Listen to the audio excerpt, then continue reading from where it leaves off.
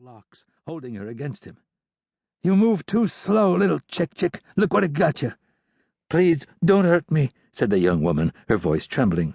"We'll see," Wheeler said, strained and weakened. "You're taking me out of here, little missy.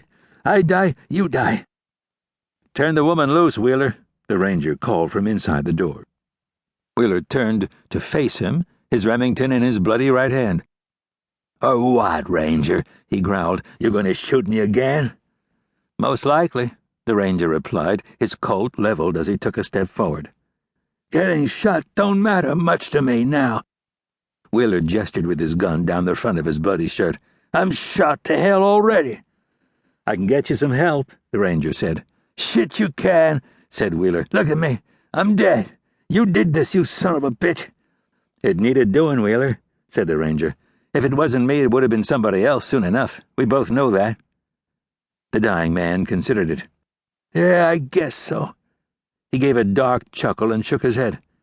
"Get out of here, darling," he said to the young woman, letting go of her hair and giving her a shove.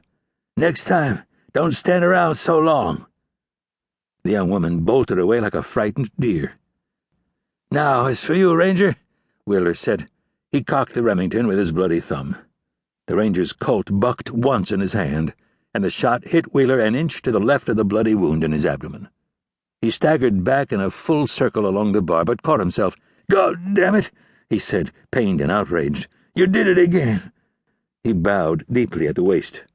"Drop the gun or I'll keep it up," the ranger said with no remorse. "Jesus, Ranger, you can't just shoot a man who's already—" The ranger cocked his Colt, and at the sound the outlaw stopped. "Wait! Damn it!" His Remington slipped from his hand and landed with a hard thud on the floor. "There. Satisfied?" "What about that help?" the ranger asked.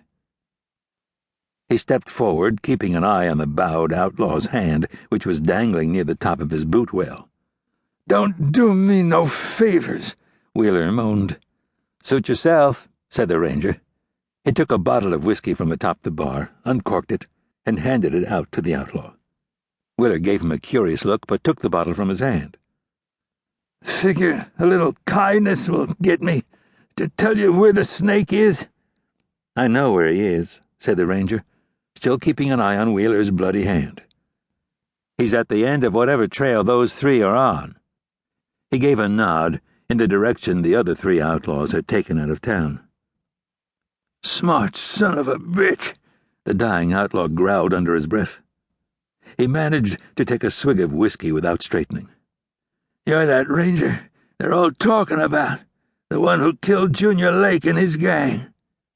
He looked up at the man's dusty, silver-gray sombrero and added, "Sam something or other?" "Arizona Ranger Sam Burrock," the ranger said. "Yes, that's me." "That figures." Wheeler gave a sneer of contempt. "I just wish I could see you once Trueblood and Weeks get done with you." His voice grew weaker, and his words became slurred because of the steady loss of blood. "Are you going to die, or what?" the ranger said coolly. "Why? Are you going to shoot me again?" Wheeler asked angrily. "Might," said the ranger. "I want to get on your pal's trail." He watched as the outlaw's bloody fingers flexed near his boot well. "You want to get a hold of Kitty, like every other man does," said Wheeler. "I know what you want." Since Wheeler brought up the woman, the ranger pursued the matter. "Is she the snake's woman?" He thinks she is," Wheeler said. It sounded more difficult for him to form his words. "She'll throw open her knees for anything that's got a pecker." The ranger nodded. "I've heard that." "I just bet you have," Wheeler managed in a suggestive tone. "Are you going to die or what?" the ranger repeated. "I'm going to—" "Just shut up," said Wheeler. He lowered his bloody fingertips inside the edge of the boot well. "Any second now," the ranger told himself. Wheeler's hand came up quickly enough for a dying man, but the ranger was ready. A knife? He saw the bloody hand try to rise and stab the blade toward him, but in Willer's condition, the big knife slipped from his grasp. To keep listening to this audiobook, I've left you a link in the description so you can do it, at no cost thanks to Audible's 30-day free trial.